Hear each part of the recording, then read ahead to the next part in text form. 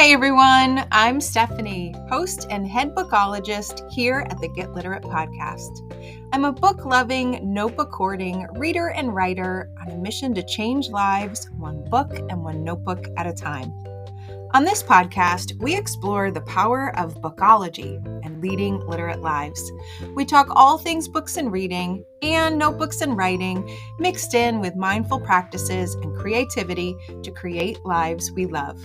You can expect regular weekly episodes focused on 3 books you need to know about on a bookish theme and how to bring those themes to life in our actual lives too. You can also expect author interviews, notebooking inspiration, and topics to help us grow through what we go through and take inspired action to make our lives better. So grab a notebook and your TBR list and let's get literate.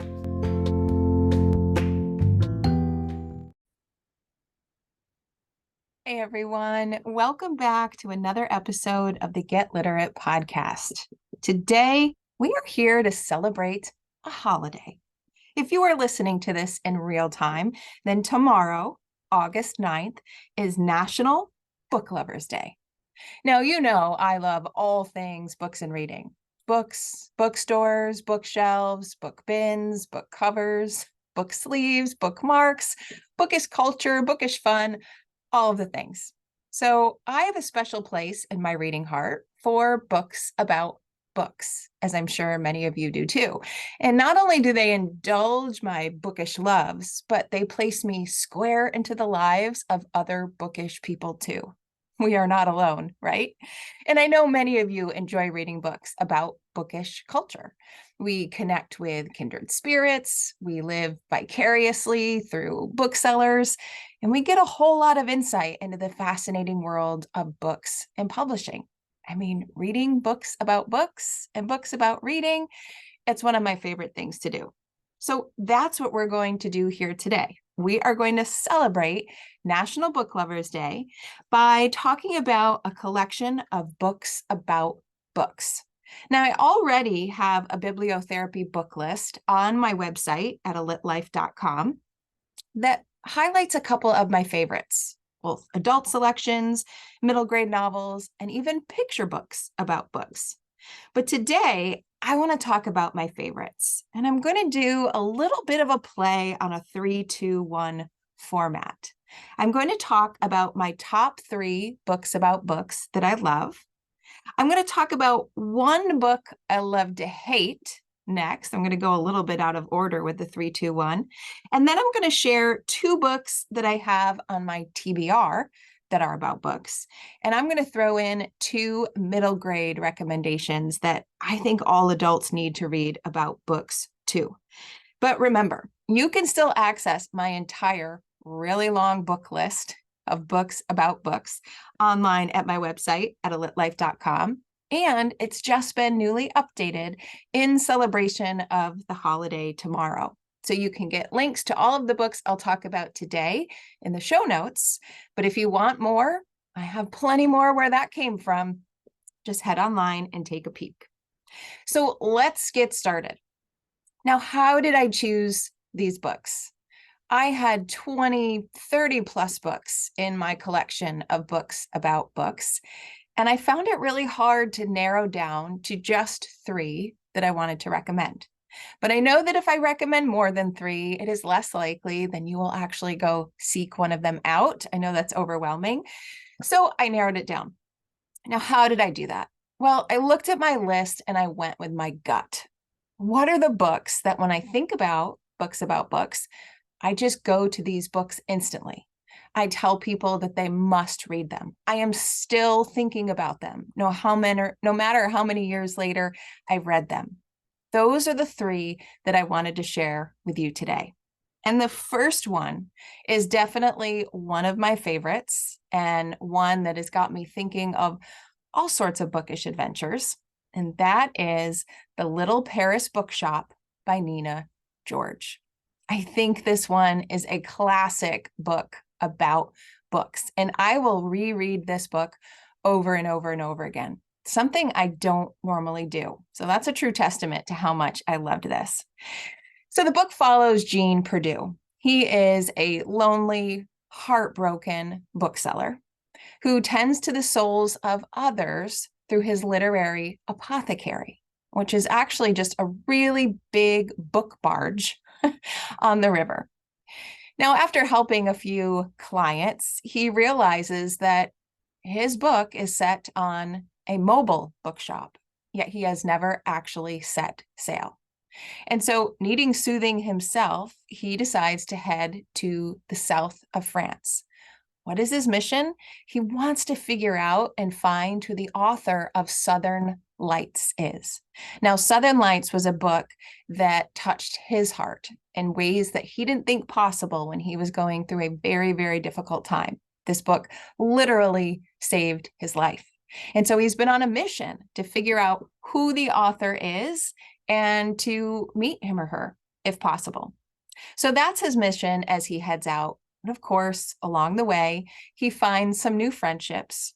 He makes lots of revelations about life, about his journey that point him into a new phase. But he's caught between a bunch of things. He's caught between love and loss. He's caught between mourning and loving. And this book just gives you all of the feels in so many ways. So just like Jean really feels such kinship with the author of Southern Lights and felt like that author wrote the book especially for him, I have a little feeling that Nina George wrote this book especially for me.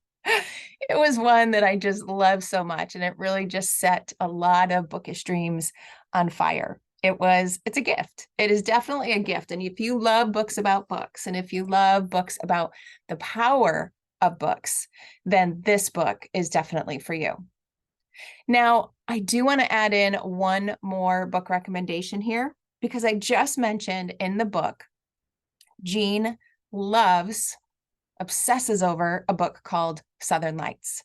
Now, you know that when I read that, I instantly went to Google to look up this book. And unfortunately, it wasn't real. Nina George made up this book for Jean Purdue to read.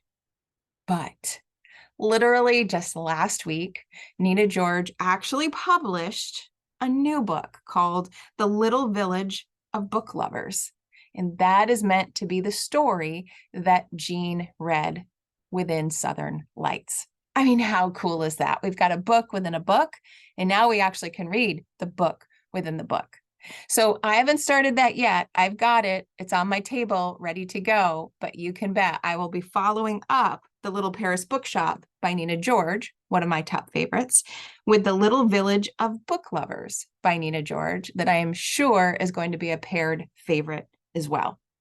So that would have to be my very first recommendation if you want to get excited about the power of books and books about books. Now, moving on to number 2. This is a favorite too. They're all favorites, but I adore this author. I adore all of the books that I have ever read by this author, whether it's a book about books or a book about cupcakes or a book about chocolate. Do you know who I'm talking about? I'm talking about Jenny Colgan. I love this author. And Jenny Colgan wrote a book about books called The Bookshop on the Corner. And I really do feel like this was another book that was written especially for me. And I know you will too, because you love books just as much as I do. So I have crazy dreams. I throw out some wild bookish dreams often, like how fun would it be to have a book matchmaking service or a bookery? Do you know what a bookery is in my mind? It's a bookstore with a cupcakery inside. Or maybe I want a mobile book bus. And do you know why I might want a mobile book bus? It's because of this book. This book is about an out-of-work librarian who was recently let go, who decides just to risk it all. And she decides to get a big, giant, oversized van, drive out to the Scottish countryside, and start to sell books out of that van that are perfectly matched to the customers she meets. And this book tells the journey. It tells the journey from when the first idea of the book bus, the book van, was in her mind, to how she did it, how she found the van, how she learned how to drive it, how she redid it, how she put the twinkle lights up. Like, all of the things about how to bring a dream like this to life were talked about. But not only were those elements talked about, there also, of course, was a really wonderful full circle story inside that, yes, had a bit of romance too.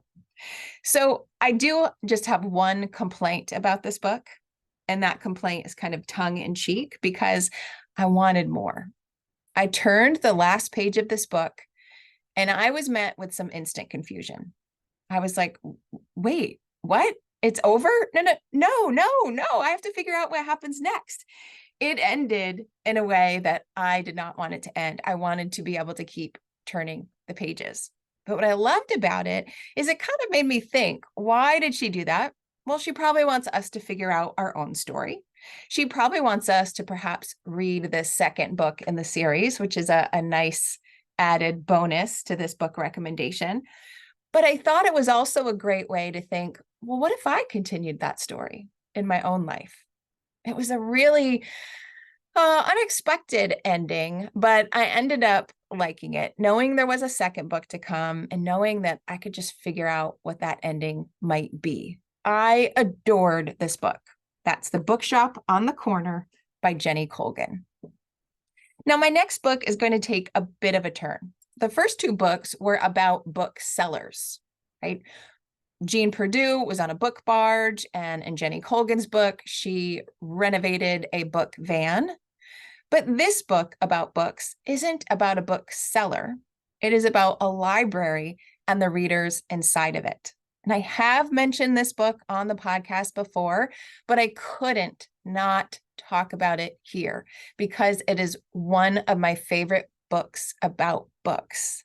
And that is The Reading List by Sarah Nisha Adams. Oh, this book took every emotional reserve I had. I've got to label it as exquisite. This book follows multiple characters as they sort out all their own stuff, their grief, their pain, their loneliness. They are doing all of this sorting independently, yet ultimately they are connected together in a very unexpected kind of way, which is through an unexpected book list. It's a list that simply says at the top, just in case you need it. And then underneath that title is a carefully curated selection of 8 books. I won't tell you what those 8 books are because I think you need to read the book. But those 8 books were just what each character needed on their particular journey to heal or to grow or to broaden their ideas of the world and the people in it. And as someone who truly believes in the power of books and bibliotherapy, I was just captivated by each unique story. But of course, I was also captivated by the threads that tied the story together. Who made the list?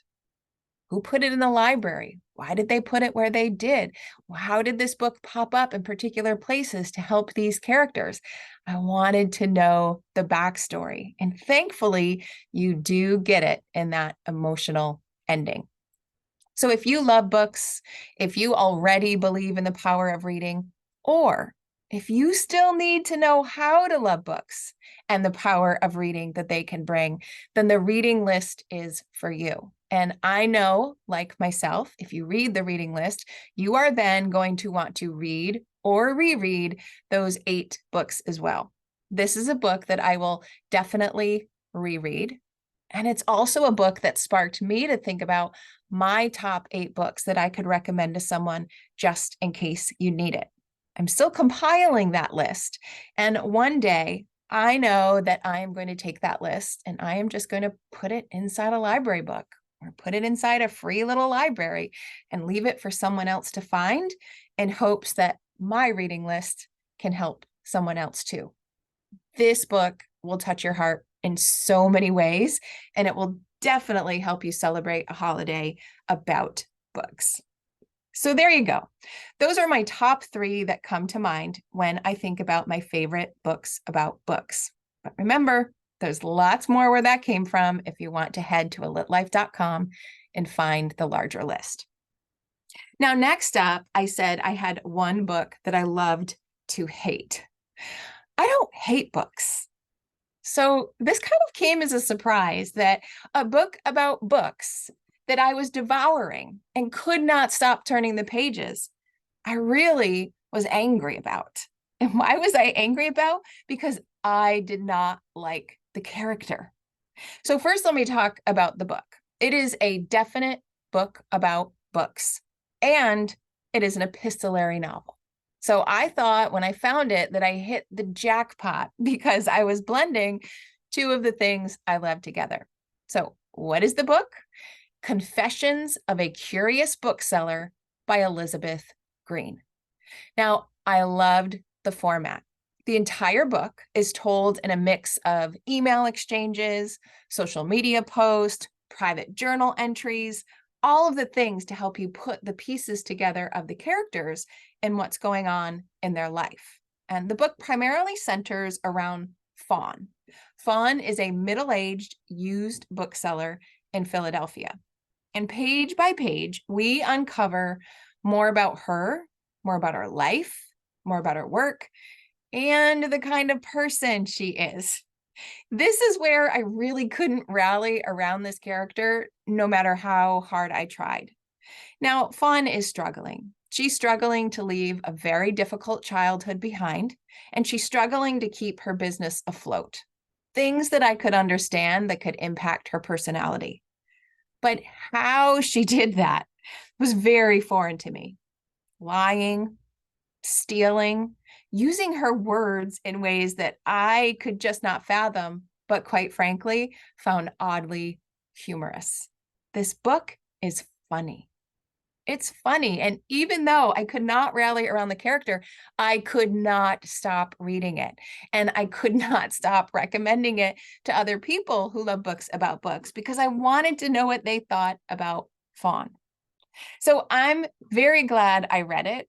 I'm also glad to leave Fawn behind, even though she did come around in the end and she had some redeeming characters. She was definitely a character I love to hate. But I realized I could only have that kind of emotion about a character if that writing was fantastic, if that format was fantastic, and it was. So if you're interested, I definitely recommend that you pick up this book with the warning that you might not like Fawn so much, or maybe you will. Maybe you'll find her hilarious. Maybe you'll find her little bits of revenge intriguing. In the end, she came around, and so did I.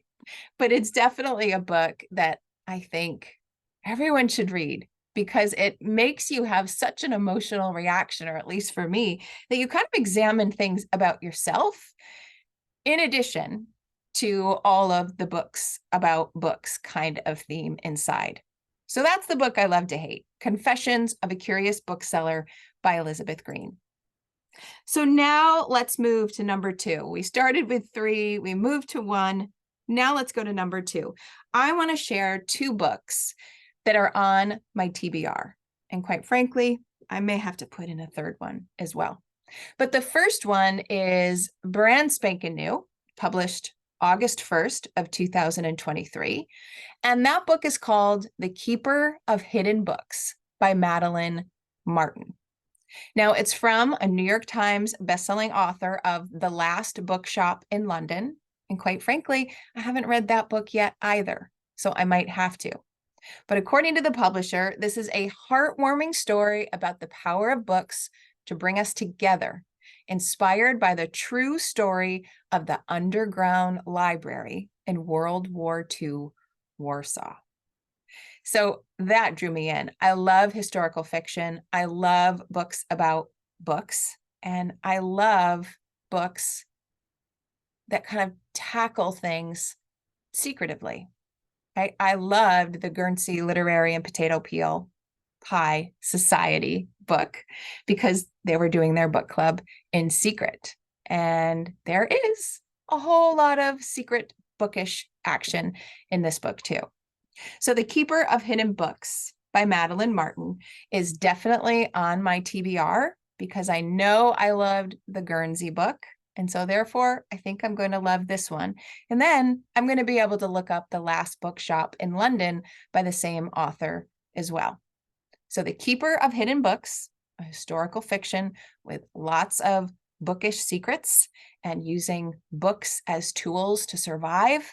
Another phrase they use is building and preserving culture and community using the only weapon they have left, literature. Literature as a weapon. Interesting concept. Now, number 2 is a book that's been on my TBR for a little longer. This book was published in September of 2002, and it's called The Book Haters Book Club by Gretchen Anthony. So something I am not, right? I'm not a book hater, and how would book haters have book clubs? But this book is about Elliot, and he believes that all it takes is the right book to turn a book hater into a book lover. And that's why he started the Book Haters Book Club, which is essentially a newsletter of reading recommendations for someone who calls themselves a non-reader. He is co-owner of Over the Rainbow Bookstore, and his passion and his gift was recommending books to his customers. But after his sudden death, his partner, Irma, has agreed to sell Over the Rainbow to a developer who's going to turn the bookstore into high-rise condos. But other people, those customers, the people he helped, they are not going to let it happen. And it's a book, according to the publisher, that is filled with humor, that is filled with actual reading recommendations too. And it says it's a celebration of found family and a love letter to the everyday heroes who run bookstores. I love that line. Everyday heroes who run bookstores. That's the Book Haters Book Club by Gretchen Anthony. Now, he said I was only going to put 2 on my TBR, but I have to put this one on my TBR, and this is a backlist selection. So maybe you've heard of it, but I did not. It was published way back in October of 2012, and it's titled The End of Your Life Book Club by Will Schwalbe. Now, this is a book that I know is going to pull at my emotional heartstrings, as well as my love of books. Here's a description. During her treatment for cancer, Marianne Schwalbe and her son Will spent many hours sitting in waiting rooms together. To pass the time, they would talk about the books they are reading. Once, by chance, they read the same book at the same time, and an informal book club of 2 was born. Through their wide-ranging reading, Will and Marianne, and we, their fellow readers, are reminded how books can be comforting, astonishing, and illuminating, changing the way that we feel about and interact with the world around us. A profoundly moving memoir of caregiving, mourning, and love. The End of Your Life Book Club is also about the joy of reading and the ways that joy is multiplied when we share it with others. I mean, we're all just going to run out and put this memoir on our TBR stacks. How beautiful does that sound? I know I am probably going to need Kleenex as I read this book, but that's okay. So that's The End of Your Life Book Club, and it's a memoir written by Will Schwalbe. Now, I only have 2 books left because if you remember, I did say that I wanted to throw in 2 recommendations for middle grade novels that I think all adults should read too. Now, yes, you can certainly recommend these to the middle grade readers in your life, but as an adult, I loved these. I loved them, and I recommend them not just to kids, but to adults too. The first one I want to share is Book Uncle and Me by Uma Krishnaswamy. Hope I'm saying that right. Uma Krishnaswamy. This is just a delightful little book with so much to explore packed inside. It talks about the power of reading in our everyday lives. It talks about the impact that free little libraries that we love so much can have on a community. It talks about the importance of community overall, but also using your vote to matter, as well as the connections between family and friends. This middle grade novel has everything, and it really shows how one book can change everything too. So as an adult reader, I still felt an instant kinship to Yasmin, who is the main middle grade character, because of the role that books played in the very fabric of her life. I know many of us will be able to relate, whether we are young or a little bit older.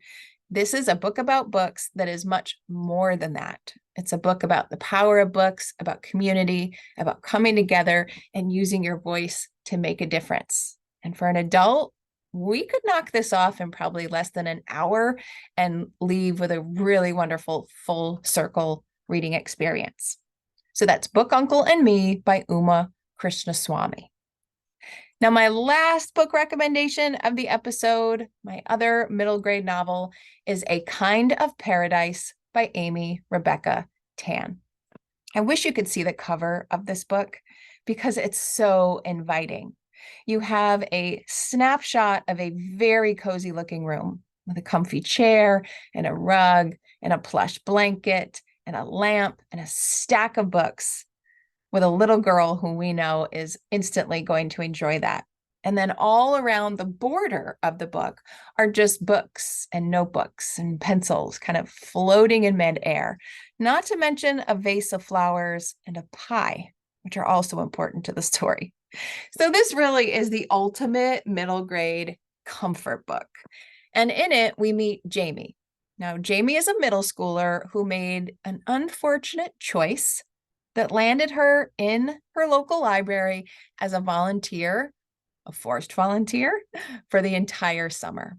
Now, she was not looking forward to this. She was initially dreading it and even fantasizing that the library might close so that she could have her summer back. But she ultimately changes her tune as she develops relationships with the library staff, and she comes to see all of the patrons who enter the library in a new light. And that fantasy that the library might close, well, unfortunately, it might come true. So she fights. And as she joins the fight to save the library, she finds a whole new version of herself in the process. Oh, it's heartwarming. It's huggable. I hugged it when I was done. It is on my book list of books that I've hugged. And it just reminds ourselves that we can reinvent ourselves whenever we want. We can find a new path for ourselves whenever we want, with patience and friendships and acceptance of ourselves and others. So it's a book about books, but with that theme that books have power to change us. Books have powers to change the trajectory of our lives if we let them.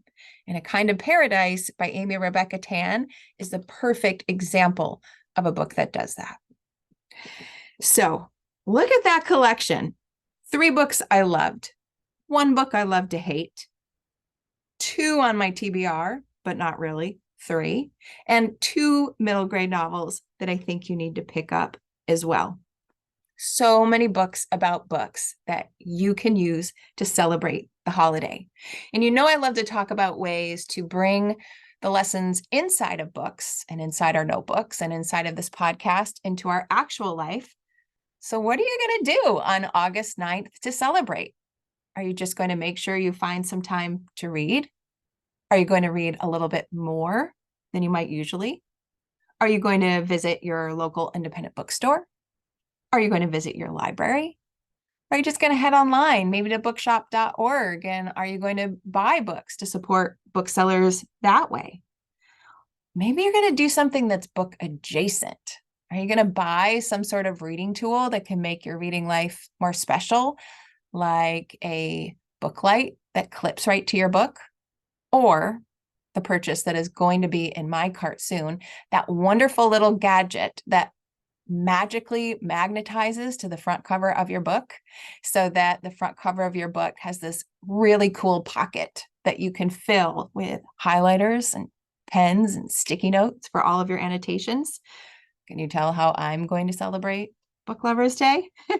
Or maybe you just text a friend or you reach out to someone and say, hey, happy National Book Lovers Day. I think this book is perfect for you.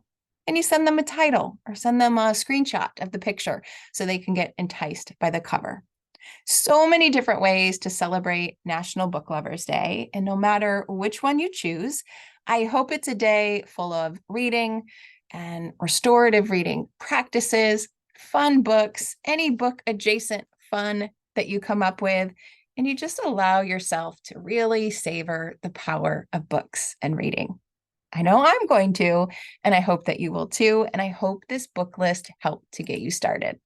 So thanks for listening, everyone. Happy National Book Lovers Day, and I'll see you inside the next episode.